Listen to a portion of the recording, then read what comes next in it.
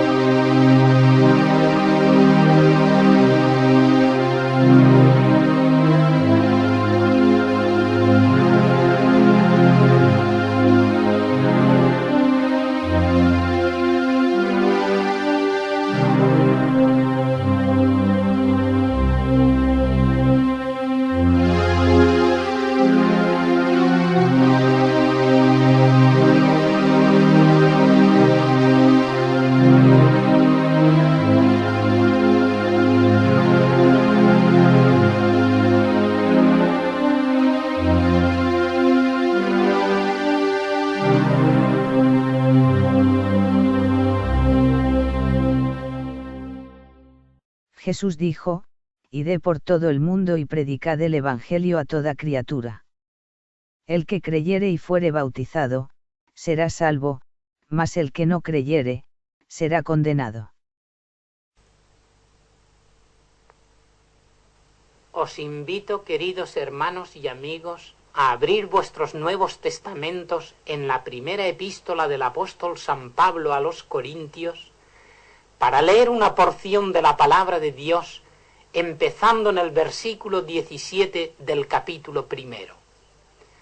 Dice así la palabra del Señor: No me envió Cristo a bautizar, sino a predicar el Evangelio, no con sabiduría de palabras, para que no se haga vana la cruz de Cristo. Porque la palabra de la cruz es locura a los que se pierden, pero a los que se salvan, esto es, a nosotros, es poder de Dios. Pues está escrito: destruiré la sabiduría de los sabios y desecharé el entendimiento de los entendidos. ¿Dónde está el sabio? ¿Dónde está el escriba? ¿Dónde está el disputador de este siglo? ¿No ha enloquecido Dios la sabiduría del mundo? Pues ya que en la sabiduría de Dios el mundo no conoció a Dios mediante la sabiduría, agradó a Dios salvar a los creyentes por la locura de la predicación. Porque los judíos piden señales y los griegos buscan sabiduría. Pero nosotros predicamos a Cristo crucificado, para los judíos ciertamente tropezadero y para los gentiles locura. Mas para los llamados, así judíos como griegos, Cristo poder de Dios y sabiduría de Dios. Porque lo insensato de Dios es más sabio que los hombres, y lo débil de Dios es más fuerte que los hombres.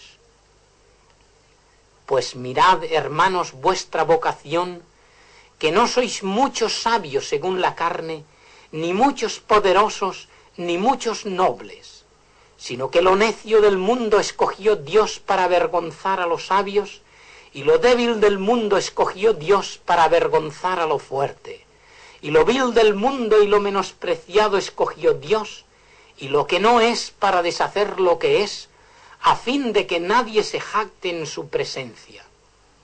Mas por él estáis vosotros en Cristo Jesús, el cual nos ha sido hecho por Dios sabiduría, justificación, santificación y redención, para que, como está escrito, el que se gloría, gloríese en el Señor.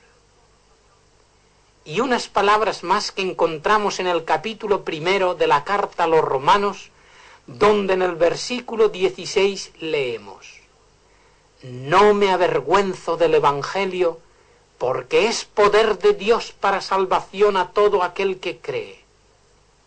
Que el Señor bendiga la lectura de su palabra santa y que Él la haga crecer y fructificar en nuestro corazón. No me avergüenzo del Evangelio. Al hacer esta afirmación, tal vez tenía Pablo en mente las palabras de Jesús que se encuentran en el Evangelio según San Marcos, capítulo 8, versículo 38, y que dicen: el que se avergonzare de mí y de mis palabras en esta generación adúltera y pecadora, el Hijo del Hombre se avergonzará también de él cuando venga en la gloria de su Padre con los santos ángeles. Pablo sabía que su predicación iba a ser tomada despectivamente por la filosofía griega, así como era escándalo para la mentalidad judía. Pero él sabía que el Evangelio contenía la solución para las necesidades de su tiempo y lo predicaba sin avergonzarse, fuese cual fuese su aceptación. Cuando nosotros vemos que el cristianismo ha triunfado durante 20 siglos, cuando vemos que ha sido recibido por hombres sabios de todos los tiempos y en todos los países, cuando sabemos que es la norma mediante la cual se rigen las naciones más adelantadas, no comprendemos por qué Pablo hubiera tenido que avergonzarse del Evangelio. Sin embargo, para los primeros cristianos y en especial para Pablo, existían razones por las que para cualquier persona no llena del Espíritu Santo, el Evangelio sería motivo de vergüenza. Razones con respecto a la religión cristiana. Su fundador era un judío, nacido de padres humildes, muerto en una vil cruz entre dos malhechores y cuyos seguidores eran unos sencillos pescadores. Estas eran circunstancias poco atractivas para personas de la categoría social, cultural y religiosa de Pablo. El cristianismo era una religión que consideraba pecadores a todos los hombres, que requería arrepentimiento de cada uno de ellos, que exigía fe en un Mesías que había muerto crucificado, que demandaba de sus seguidores un corazón nuevo, una vida de abnegación y sacrificio y un espíritu puro como el de un niño. Todo esto parecía repugnante al orgullo humano. La religión cristiana no era expuesta a los hombres por medio de las fascinaciones de la filosofía, ni de la persuasión de la elocuencia o de la poesía. Tampoco se manifestaba mediante espléndidos rituales realizados por imponentes sacerdotes en unos templos muy suntuosos. Razones con respecto al apóstol Pablo. También podía ser motivo de vergüenza el Evangelio, teniendo en consideración quién era el apóstol Pablo. Pablo era un rabí. Rabí quiere decir maestro. Pablo era una persona considerada en gran estima y reputación entre los sabios y poderosos de su país, ya que formaba parte del Sanedrín, que era la corte suprema de los judíos. Como fariseo, Pablo pertenecía a la flor y nata de la nación, respetado por sus conciudadanos. El aceptar el cristianismo era renunciar a una gloriosa tradición e identificarse con una doctrina que consideraba al judaísmo como transitorio y como una mera preparación para algo mucho mejor. Humanamente hablando, esto podía considerarse como muy humillante. Pablo era un erudito. No solo estaba educado en los conocimientos religiosos del pueblo judío, sino que estaba también versado en los conocimientos griegos, teniendo una mente capaz de exponer y desarrollar la filosofía griega. El aceptar el cristianismo equivalía a renunciar a todos sus estudios anteriores y aceptar como maestros a personas rudas e incultas. Esto requería poseer un grado muy alto de humildad. Pablo era un ciudadano romano. Cualquier ciudadano romano gozaba de gran número de privilegios y ventajas que llevaba consigo tan importante distinción. El hacerse cristiano significaba adherirse a una religión nueva, mirada con desprecio por el pueblo y considerada con sospecha por las autoridades civiles que llegaban a castigar con duras penas, incluso la muerte, a sus seguidores. Estas y otras razones que hacían que el Evangelio resultase escándalo para los judíos y locura para los gentiles, hubieran podido avergonzar a cualquier persona que en la situación de Pablo no hubiera tenido una experiencia tan real y profunda como la que él tuvo en el camino de Damasco y que le transformó de Saulo, el fariseo perseguidor, en Pablo, el apóstol de Jesucristo, pregonero incansable de su evangelio. Cuando Pablo escribió estas hermosas palabras, «No me avergüenzo del evangelio», había sido ya encarcelado en Filipo, expulsado de Tesalónica, perseguido en Berea, despreciado en Atenas, y hasta se dudaba de él entre los mismos creyentes de Corinto. Sin embargo, Pablo exclama con gozo, «No me avergüenzo del evangelio». No solo no se avergonzaba del evangelio, sino que, como traducen ciertos comentadores, basándose en algunos manuscritos antiguos en los que el verbo está en pasiva, la frase pudiera muy bien traducirse diciendo, «No soy avergonzado por el evangelio».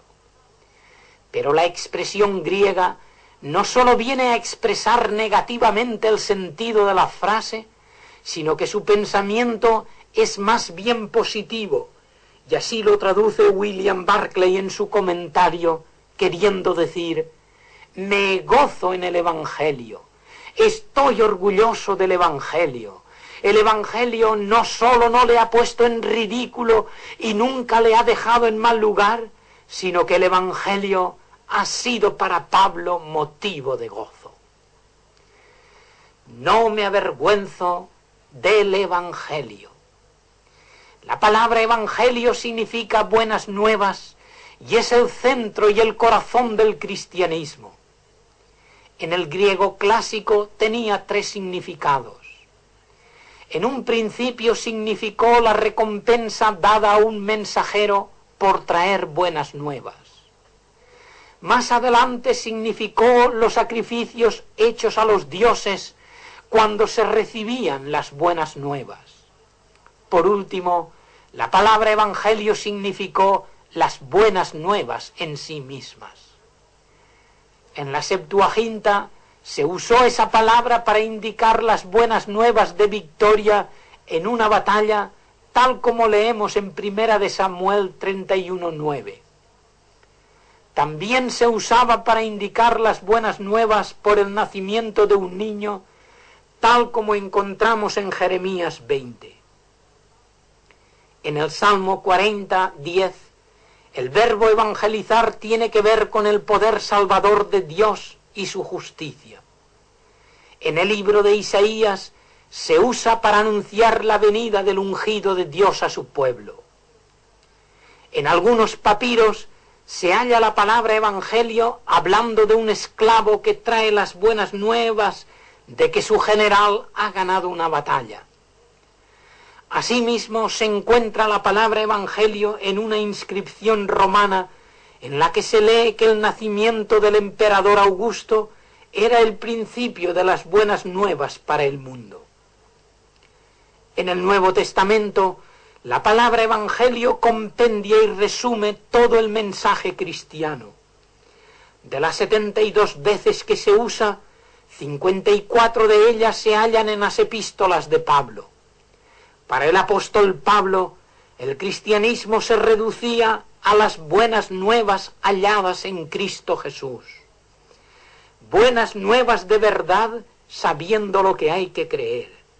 Buenas nuevas de esperanza, llenando los corazones de los creyentes de optimismo. Buenas nuevas de paz, otorgando a cuantos le reciben paz interna consigo mismo, paz externa con los demás y sobre todo paz de conciencia para con Dios. Buenas nuevas de inmortalidad, reconociendo que la muerte ha sido vencida y que en Cristo Jesús hay vida eterna para cuantos creen en Él.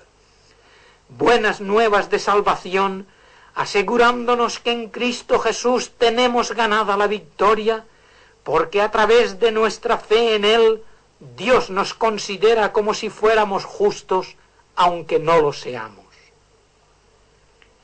El apóstol Pablo podía sentirse orgulloso del Evangelio. Ni se avergonzaba de él, ni fue jamás avergonzado por él. Antes bien, en él ponía su gozo y su contentamiento. No me avergüenzo del Evangelio, porque es potencia de Dios para salvar. Pablo tenía sus motivos para sentirse orgulloso del Evangelio. Para él, el Evangelio es la manifestación más grande del poder de Dios. Cualquier clase de poder en el mundo es motivo de jactancia para los hombres. Nadie se avergüenza del poder físico, ni del poder político, ni del poder militar, ni del poder financiero, ni del poder científico. Antes bien, estas clases de poder son motivos por los que los hombres se glorían. Pablo tenía un poder mucho más grande y mucho más noble por el que gloriarse. Era el poder de Dios manifestado en el Evangelio. Pero no un poder que se usa para dominar, aterrorizar y destruir, como generalmente se usan los poderes humanos, sino un poder para salvar y para transformar a las personas. La palabra griega poder es dinamis, la misma que ha dado origen a la palabra española dinamita. Así como la dinamita vence cualquier obstáculo que se le ponga por delante, así el Evangelio hace desaparecer todos los lazos del vicio, del pecado y del mal a los que se le aplica. Cuando Pablo escribió estas palabras, el mundo estaba buscando ansiosamente la salvación. Los conquistadores romanos dominaban, a veces tiránicamente, a los pueblos vencidos. Habían pasado los siglos en los que la filosofía especulativa había sido aceptada y en los que los sabios discutían acerca de la composición del mundo y sus elementos. Ahora los filósofos se afanaban en presentar una filosofía práctica que aliviase a las personas angustiadas y desesperadas espiritualmente. Epicteto llamaba a la escuela donde enseñaba el hospital para los enfermos del espíritu. Epicuro denominaba su enseñanza medicina de la salvación. Séneca, contemporáneo de Pablo, escribía diciendo: todos los hombres buscan ansiosamente la salvación. Él mismo se calificaba a sí mismo de hombre intolerable y añadía: los hombres aman sus propios vicios y defectos a la vez que los odian. Es necesario que una mano se abaje y nos levante, porque los hombres somos ineficaces para ello. En aquel mundo desesperado, el esclavo Epicteto, famoso filósofo estoico, escribía: los hombres buscan la paz, pero una paz que sea proclamada no por el César, sino por los dioses. Tal vez nunca el mundo haya anhelado tanto la paz y la salvación como en aquel entonces. Y esa paz y esa salvación eran las que el cristianismo anunciaba, y en ellas consistían las buenas nuevas que Pablo predicaba. Esa paz y esa salvación, anunciadas por el coro angelical al nacer Jesús, eran la esencia del Evangelio de Pablo. El Evangelio otorga la paz. El Evangelio habla de la paz, y no sólo la de las armas, sino también y especialmente la de las almas. El Evangelio trae paz a los corazones, a los hogares y a las naciones. Y el Evangelio otorga la salvación. El Evangelio ofrece igualmente la salvación. Ha salvado del paganismo al mundo. Ha desterrado la esclavitud de los pueblos. Ha elevado el nivel social de las mujeres y de los niños. Ha sembrado los pueblos de instituciones benéficas para aliviar a los enfermos, proteger a los ancianos y ayudar a los pobres. El Evangelio ha salvado a las personas transformando sus vidas. El Evangelio nos ha rescatado de la tiranía del pecado, librándonos de la miseria material y espiritual a que él conduce. El Evangelio nos ha protegido de la ira y de la cólera de Dios. ¿Cuánta razón tenía Pablo para poder exclamar: no me avergüenzo del Evangelio? No he sido avergonzado por el Evangelio. Me glorío en el Evangelio porque es potencia de Dios para salvar. He aquí por qué Pablo quería ir a Roma, la capital del Imperio Romano, porque quería predicar aquellas buenas nuevas en la patria de Séneca, de Ovidio y de Cicerón, así como las había predicado en Atenas, la capital de Grecia, la patria de Sócrates, de Aristóteles y de Platón. Para algunas personas el Evangelio encierra una nota de debilidad, pero para Pablo la debilidad de Dios es más poderosa que el poder de los hombres. Un pensador, un filósofo o un moralista puede tener más poder que un guerrero y que un rey. Y el cristianismo ha demostrado cómo lo que parece débil ha confundido a los poderosos de este mundo. La gloria del Evangelio es que tiene poder para salvar. Salvar del pecado, salvar de la condenación, salvar de todo lo que el pecado lleva consigo, la miseria física, moral, intelectual y espiritual de los humanos. No me avergüenzo del Evangelio porque es potencia de Dios para salvar a todo el que cree. El medio escogido por Dios para reconciliar a los hombres consigo mismo era un motivo de alegría que debiera ser anunciado al mundo. La salvación no se obtiene mediante esfuerzos personales, ni a través de penitencias y sacrificios, ni por medio de observancias y rituales. Se obtiene simplemente por la fe, depositando nuestra plena confianza en Cristo Jesús, Señor nuestro. El Evangelio es potencia de Dios para salvar a todo aquel que cree, sin distinción de raza o de color, de edad o de posición económica. Algunos ricos piensan que la religión es para los pobres, quienes no tienen otra satisfacción en la vida, pero no para ellos, que pueden satisfacer todas sus aspiraciones. Algunos pobres piensan, por el contrario, que la religión es para los ricos, quienes pueden lucir buenos trajes al ir a la iglesia, pero no para ellos que no pueden alardear de nada. Algunos sabios piensan que la religión es para los ignorantes, los niños, las mujeres, los ancianos y aquellas personas que no tienen mucho que hacer, pero no para ellos que tienen tantas y tan importantes ocupaciones. Algunos ignorantes, por su parte, piensan que la religión es para los entendidos, ya que trata de misterios y de cosas incomprensibles, pero no para ellos, gente sencilla y sin preparación. Pablo, por el contrario, nos dice que la religión compendiada en el Evangelio es para todos, para sabios y para ignorantes, para ricos y para pobres, para sanos y para enfermos, para tristes y para alegres, para personas piadosas y para personas pecadoras.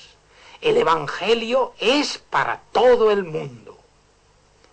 El Evangelio tiene un gran poder. Es el poder de Dios para salvar. Sin embargo, está limitada a una condición: creer, tener fe. La palabra fe en la mente y en la pluma del apóstol Pablo es una palabra muy rica que posee diversas acepciones. Algunas veces significa lealtad o fidelidad, y en este sentido Pablo escribe a los tesalonicenses diciéndoles que quisiera saber acerca de su fe, indicando con ello su firmeza en ser leales a Cristo. Otras veces la palabra significa simplemente creencia, como en 1 Corintios 15, 17, donde Pablo afirma: si Cristo no ha resucitado, vuestra fe es vana. En algunos casos la palabra fe equivale a decir la religión cristiana como tal. Así nosotros hablamos corrientemente de nuestra fe. Pablo dice a los creyentes en 2 Corintios que se examinen para ver si perduran en la fe enseñada. En otros casos el término fe significa esperanza indestructible. Y así Pablo mismo nos dice que andamos no por vista, sino por fe. Pero el concepto más típicamente paulino y el sentido en que aquí se usa, fe es una aceptación total y una creencia absoluta de que lo que dijo Cristo es verdad, de que sus palabras son divinas y de que sus promesas se han de cumplir. Fe es creer que Cristo Jesús es el Hijo de Dios, que vino al mundo a salvar a los pecadores y que un día regresará con poder y majestad a recoger a los suyos. La palabra de Dios nos dice en Romanos 10, versículos 9 y 10, si confesares con tu boca que Jesús es el Señor y creyeres en tu corazón que Dios le levantó de los muertos, serás salvo. Porque con el corazón se cree para justicia, pero con la boca se confiesa para salvación. Cristo Jesús quiere ser confesado públicamente. Cristo Jesús espera que las personas no se avergüencen de Él. En uno de los versículos citados al principio de este mensaje, el Señor afirma claramente que el que se avergonzare de Él y de sus palabras, el Hijo del Hombre se avergonzará también de Él cuando venga en la gloria de su Padre con los santos ángeles. Querido hermano que me está siguiendo, ¿te has avergonzado en alguna ocasión o circunstancia de tu fe cristiana? ¿Has dejado de proclamar ante tus familiares, tus amigos, tus vecinos, tus compañeros de trabajo lo que Cristo ha significado para ti? Los creyentes somos embajadores en el nombre de Cristo, como si Dios rogase por nosotros, tal como leemos en 2 Corintios 5:20. No perdamos las oportunidades de proclamar tan glorioso mensaje de salvación, con sus exigencias y privilegios, para poder repetir cada uno de nosotros las palabras de Pablo. No me avergüenzo del Evangelio, no he sido avergonzado por el Evangelio, me glorío en el Evangelio, porque es poder de Dios para salvar a todo aquel que cree. Querido amigo que me escuchas, ¿has experimentado ya en tu vida el poder salvador del Evangelio? Si no lo has hecho todavía, piensa que Cristo Jesús te invita a ello. ¿Quisieras tú aceptarlo? Cristo está llamando a la puerta de tu corazón. ¿Quisieras tú abrirle? Él quiere entrar, pero espera que tú le abras la puerta para entrar y morar contigo, dándote el perdón y la paz que necesitas. En Apocalipsis 3:20 leemos: He aquí, yo estoy a la puerta y llamo. Si alguno oye mi voz y abre la puerta, entraré a él y cenaré con él y él conmigo. Es verdad que este pasaje fue dirigido originalmente a una iglesia cristiana, pero tiene su aplicación personal para ti. El pasaje encierra un lenguaje simbólico. Cenar con una persona encierra un significado especial. Demuestra que existe una amistad con alguien, que hay comunión entre los que se sientan a la misma mesa, que ha habido reconciliación entre personas que estaban enemistadas. Cristo Jesús quiere cenar contigo, quiere ser tu amigo, quiere perdonar tus pecados, quiere obtener tu reconciliación con Dios. ¿Aceptas tú su invitación? Recíbele en tu corazón, confiésale públicamente, no te avergüences de él y obtendrás el perdón de tus pecados y la seguridad de la vida eterna. Que así sea.